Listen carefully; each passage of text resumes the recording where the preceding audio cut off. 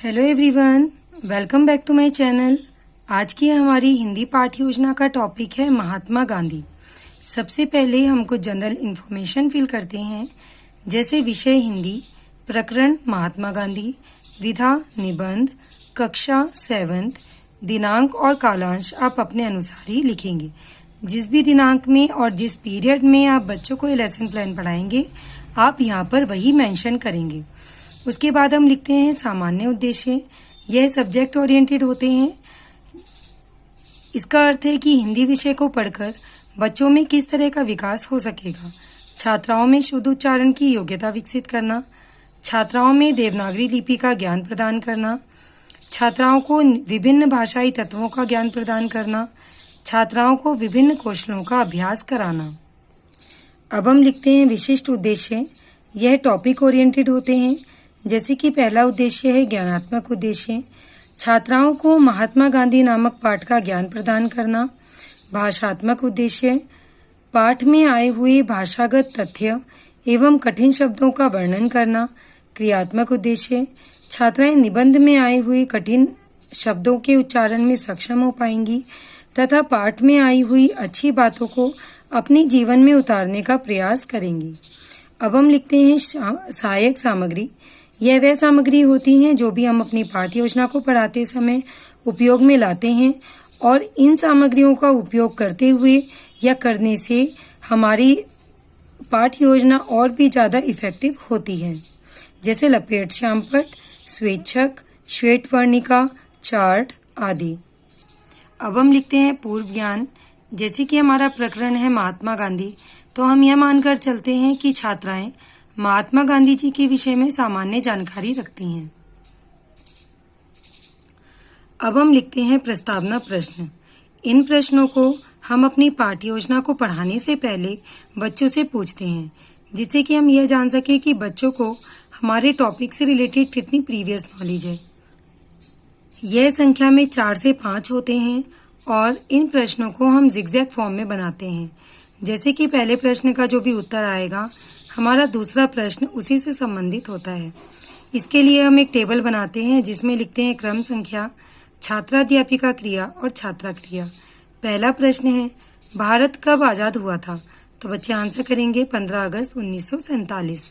15 अगस्त को क्या मनाया जाता है, तो बच्चे आंसर करेंगे स्वतंत्रता दिवस। देश को स्वतंत्र कराने वाले नेताओं के नाम बताइए, तो बच्चे आंसर करेंगे सुभाष चंद्र बोस, महात्मा गांधी जी, जवाहरलाल नेहरू आदि। महात्मा गांधी जी के विषय में आप और क्या जानते हैं? हो सकता है कुछ बच्चे इसका आंसर दें और हो सकता है कुछ बच्चे इसका आंसर ना दे पाएं। हम यहाँ पर लिखेंगे संभावित उत्तर। अब हम लिखते हैं उद्देश्य कथन और बच्चों को बताते हैं छात्राओं, आज हम महात्मा गांधी जी के विषय में विस्तार पूर्वक अध्ययन करेंगे। अब हम एक टेबल बनाते हैं जिसमें लिखते हैं शिक्षण बिंदु, अपेक्षित व्यवहारिक उद्देश्य, शिक्षण अधिगम अनुभव, छात्राध्यापिका क्रियाएं, छात्रा क्रियाएं, शिक्षण विधि प्रविधि एवं सहायक सामग्री और मूल्यांकन। शिक्षण बिंदु में लिखेंगे आदर्श वाचन, अपेक्षित व्यवहारिक उद्देश्य, छात्राओं में श्रवण कौशल का विकास करना, छात्राध्यापिका क्रियाएं, छात्राध्यापिका शुद्ध उच्चारण एवं स्पष्ट वाणी के साथ आरोह व अवरोह विराम आदि चिन्हों का प्रयोग करते हुए आदर्श वाचन करेंगी। छात्रा क्रियाएं, छात्राएं छात्राध्यापिका द्वारा पाठ में पढ़ाए गए तथ्यों को ध्यानपूर्वक सुनेंगी तथा समझेंगी। छात्राध्यापिका पाठ पाठ्यपुस्तक से पढ़ाएंगी, इसलिए शिक्षण विधि प्रविधि में लिखेंगे पाठ्यपुस्तक विधि और एक छोटी सी पाठ्यपुस्तक बनाकर चिपकाएंगे। अब हम लिखते हैं उच्चारण अभ्यास। अपेक्षित व्यवहारिक उद्देश्य में लिखेंगे छात्राओं में शुद्ध उच्चारण कौशल का विकास करना। छात्राध्यापिका क्रियाएं, छात्राध्यापिका का कुछ कठिन शब्दों का उच्चारण छात्राओं से करना। कठिन शब्द दुनिया, बुद्धू, संकेत, हिम्मत, माफी, सताना। छात्रा क्रियाएं, छात्राएं छात्राध्यापिका के कथनानुसार कठिन शब्दों का उच्चारण करेंगी। जो भी कठिन शब्द हमने बच्चों को बताए हैं उनको श्यामपट्ट पर लिखकर भी दिखाएंगे। इसके लिए हम अपनी पाठ्य योजना में एक छोटा सा ब्लैक चार्ट चिपकाएंगे और उसमें अपने कठिन शब्दों को लिखेंगे, जैसे दुनिया, बुद्धू, संकेत, हिम्मत, माफी, सताना। हमने यहाँ पर श्यामपट्ट का उपयोग किया है, इसलिए शिक्षण विधि प्रविधि में लिखेंगे श्यामपट्ट प्रविधि। अब हम लिखते हैं अनुकरण वाचन। अपेक्षित व्यवहारिक उद्देश्य में लिखेंगे छात्राओं में वाचन कौशल का विकास करना। छात्राध्यापिका क्रियाएं। छात्राध्यापिका छात्राओं को एक एक करके अनुकरण वाचन करने को कहेंगी। छात्रा क्रियाएं। छात्राएं छात्राध्यापिका के निर्देशानुसार अनुकरण वाचन करेंगी। छात्राएं अनुकरण वाचन पाठ्यपुस्तक से करेंगी, इसलिए शिक्षण विधि प्रविधि में लिखेंगे पाठ्यपुस्तक विधि और एक छोटी सी पाठ्यपुस्तक बनाकर चिपकाएंगे। अब हम पहले की तरह ही टेबल बनाते हैं और शिक्षण बिंदु में लिखेंगे शब्द विश्लेषण। अपेक्षित व्यवहारिक उद्देश्य छात्राओं के शब्द भंडार में वृद्धि करना और उनके लेखन कौशल का विकास करना। छात्राध्यापिका क्रियाएं। छात्राध्यापिका का कठिन शब्दों को श्यामपट्ट या चार्ट की सहायता से विश्लेषण करेंगी या करना। शब्दार्थ स्वतंत्र आजाद, सताना तंग करना, शर्मीला लज्जाशील, हिम्मत धैर्य, इशारा संकेत, बुद्धू मूर्ख। छात्रा क्रियाएं में लिखेंगे छात्राएं अर्थ समझने का प्रयास करेंगी तथा श्यामपट्ट कार्य को अपनी उत्तर पुस्तिका में लिखेंगी। अब हम बच्चों को अपने प्रकरण से संबंधित ब्लैक बोर्ड पर चित्र बनाकर दिखाएंगे और उसका एक छोटा रूप हम अपनी पाठ्य योजना में भी चिपकाएंगे। जैसे कि हमारा प्रकरण था महात्मा गांधी, तो हमने यहाँ पर महात्मा गांधी का चित्र बच्चों को दिखाया है। हमने यहाँ पर बच्चों को चार्ट पेपर दिखाया है, इसलिए शिक्षण विधि प्रविधि में लिखेंगे प्रदर्शन प्रविधि। अब हम लिखते हैं मौन वाचन। अपेक्षित व्यवहारिक उद्देश्य में लिखेंगे छात्राओं में मौन वाचन कौशल का विकास करना। छात्राध्यापिका क्रियाएं। छात्राध्यापिका छात्राओं को मौन वाचन करने को कहेंगी तथा स्वयं कक्षा का निरीक्षण करेंगी।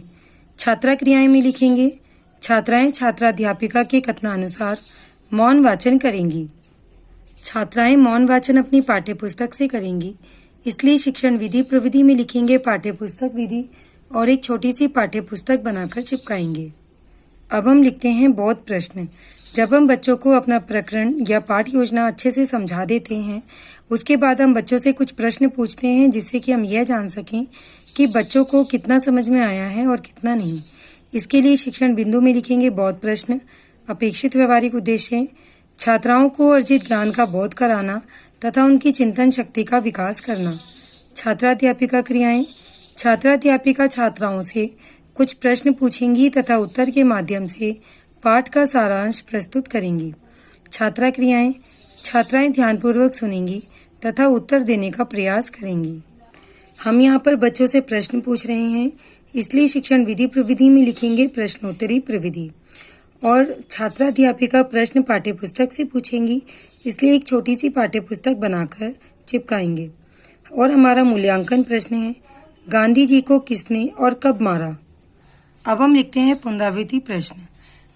यह रिक्त स्थानों की पूर्ति कीजिए, सही गलत मिलान कीजिए, बहुविकल्पीय प्रश्न, एक शब्द में उत्तर दीजिए या एक वाक्य में उत्तर दीजिए होते हैं। तो हमारा प्रश्न है गांधी जी के माता पिता का क्या नाम था। गांधी जी ने वकालत कहाँ से की। गांधी जी को किसने मारा था। अब हम लिखते हैं श्यामपट्ट कार्य। इसके लिए हम श्यामपट्ट की तरह ही एक ब्लैक चार्ट अपनी पाठ्य योजना में चिपकाएंगे और उसका एक छोटा रूप